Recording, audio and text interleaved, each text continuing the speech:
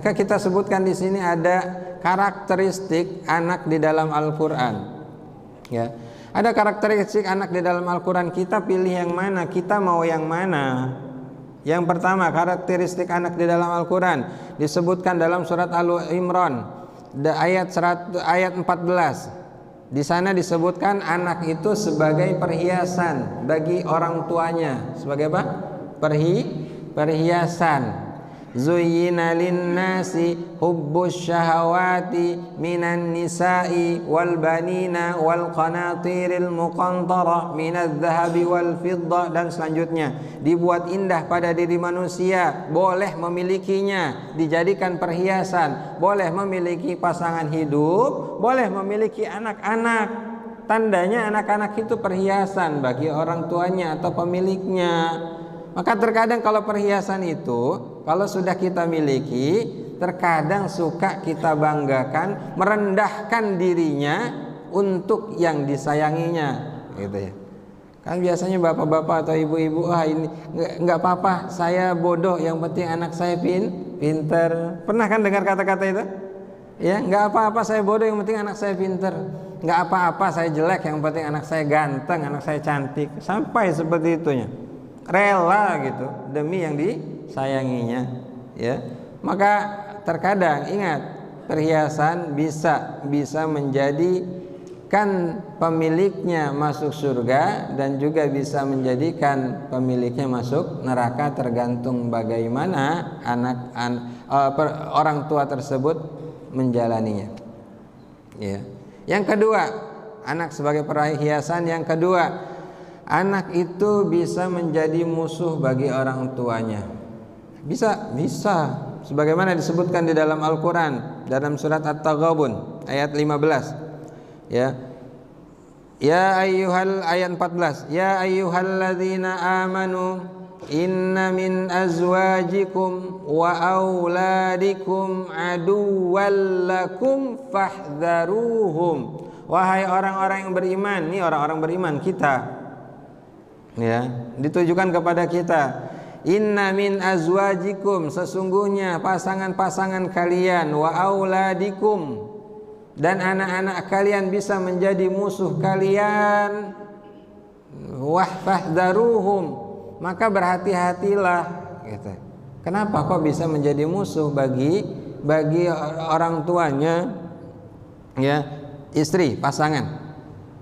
Kemudian anak bisa menjadi musuh bagi orang tua, baginya, ya. Kenapa?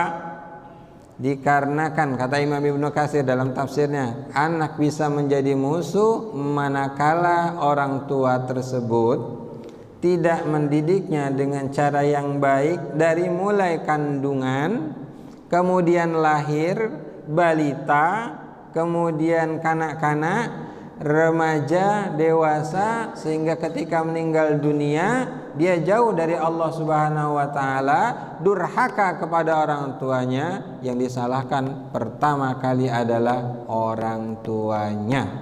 Kenapa? Anak itu adalah amanah, menyia-nyiakan amanah adalah dosa besar.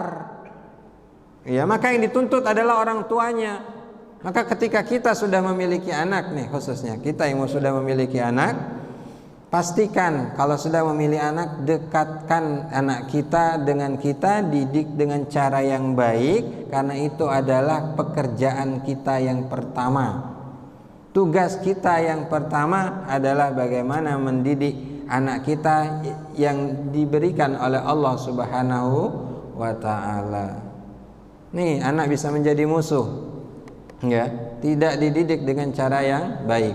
Yang ketiga, sifat di dalam Al-Qur'an bahwasanya anak itu bisa menjadi fitnah. Fitnah di sini bukan fitnah dalam bahasa Indonesia, kamu fitnah saya ya, gitu, bukan.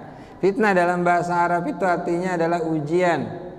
Innama amwalukum, ayat 15-nya, innama amwalukum wa auladukum fitnah.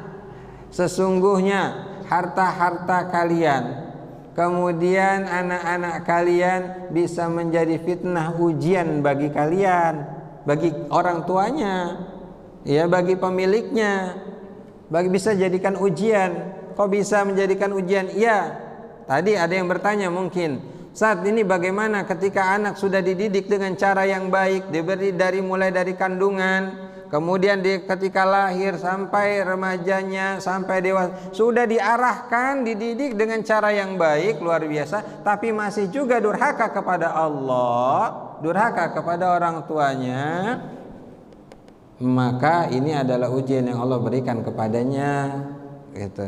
Contohnya siapa? Nabi Nuh alaihi salam. Kurang apa Nabi Nuh? Ya. Nabi Nuh kurang apa? Seorang nabi, kesolehannya jauh pasti di atas kita. Tetapi Allah uji dengan istri dan anaknya yang durhaka kepada Allah dan durhaka kepada Nabi Nuh alaihi salam. Ya. Begitu juga mungkin kalau ada orang tua yang diberikan oleh Allah berupa anak yang qadarullah mengalami sakit, ya, maka ini adalah ujian yang Allah berikan kepadanya. Atau diantaranya kata Imam Ibnu Taimiyah dalam Majmu' Fatawanya menyebutkan kalau ada seseorang yang memiliki anak dan anak itu ada kelainan mental, dalam artian sampai dewasanya seperti anak-anak, umur dewasa tapi seperti anak-anak, entah bahasa medisnya apa tuh, ya, seperti anak-anak, maka anak-anak itu dipastikan anak-anak titipan Allah, yaitu anak-anak ahlu surga yang Allah titipkan di muka bumi ini. Saya ulang lagi, itu adalah ujian yang Allah berikan kepada orang tua, dan pada dasarnya anak-anak itu adalah anak-anak ahlu surga yang Allah titipkan di muka bumi ini. Maka kalau saya pernah mendengar cerita, memang orang tuanya sudah paham dan sadar. Nah, sambil menyisirkan anaknya, ya kan, anak walaupun sudah besar juga harus dimandikan anak seperti itu. Ya, walaupun udah dewasa 20-30 tahun dimandikan sambil disisiri, dengan sabarnya dia mulai dari kandungan sampai sebesar itu masih mandiin, masih nyisirin sambil berdoa, ya Allah, nah nanti kalau kamu sudah masuk surga duluan, tolong ajak bapakmu ya, gitu. Ajak ibumu ya, kakak adikmu diajak ya. Ya, seperti itu. Karena anak-anak ini nanti masuk surga tanpa dihisab. Ya, cuma ditanya oleh Allah Subhanahu wa taala, alastu bi rabbikum, apakah aku ini adalah Tuhanmu? Qalu bala, mereka mengatakan iya. Akhirnya masuk surga tuh anak-anak seperti ini. Jamaah yang dimuliakan Allah Subhanahu wa taala.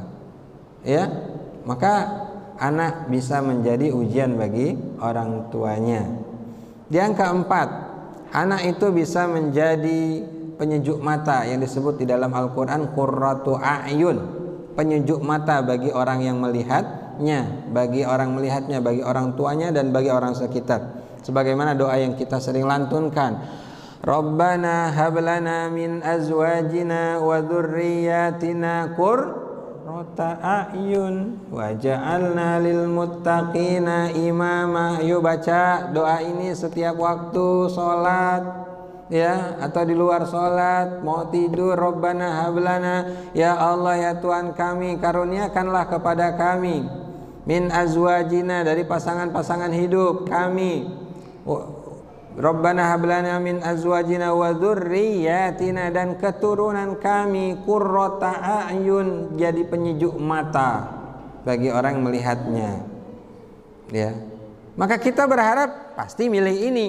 Saya pengen menjadi anak yang qurratu a'yun. Kita adalah anak dari orang tua kita, pasti kan?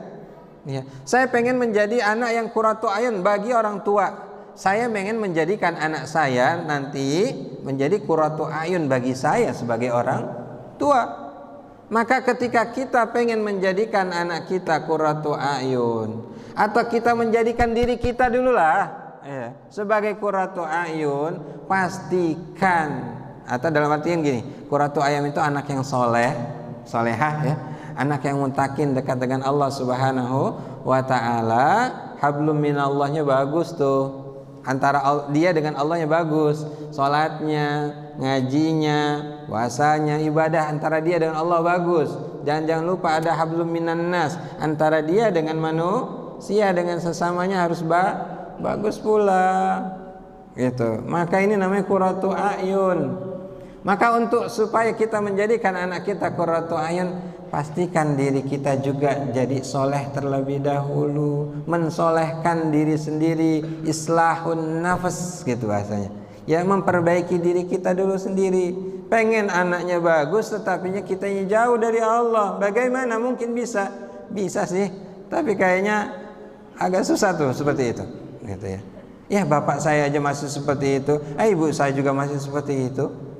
Nanti ketika anak memang sudah sadar,